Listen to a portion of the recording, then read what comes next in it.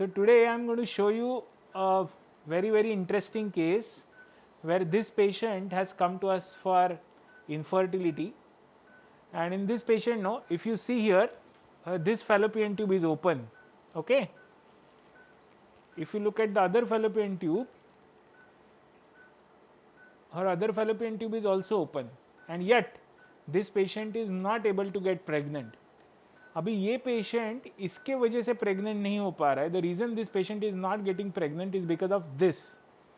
Now what you see, what you look at here, these are called as micropolyps. Okay, these micropolyps are nothing but they are indicative of something called as a chronic endometritis. That means इस uterus के अंदर आप ये जो छोटे छोटे polyps देख रहे हैं, इसका मतलब है कि यूट्रस के अंदर एक्चुअली इन्फ्लेमेशन और इन्फेक्शन है. इसे हम माइक्रोपॉलिप कहते हैं. नाउ इसके होते हुए भले ही आपके दोनों फैलोपियन ट्यूब, जैसे कि इस पेशेंट में है, ये फैलोपियन ट्यूब ओपन है, ये फैलोपियन ट्यूब ओपन है, उसके बावजूद अगर पेशेंट के यूट्रस में ये इन्फेक्शन और माइक्रोपॉलिप्स है तो पेशेंट नेचुरली या फिर आईवीएफ से भी प्रेग्नेंट होने में उन्हें दिक्कतें आती है.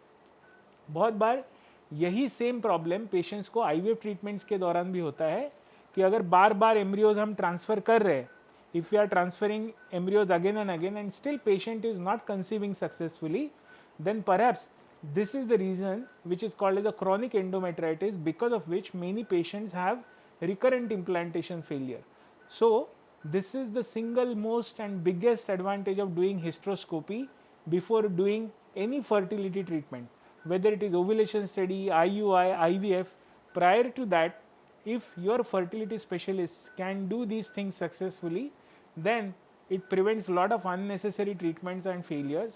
Now in this patient, what we can do is we are going to treat this infection, make sure the uterus becomes absolutely normal, and only after that we will begin her fertility treatments. Okay, chalo, bye bye.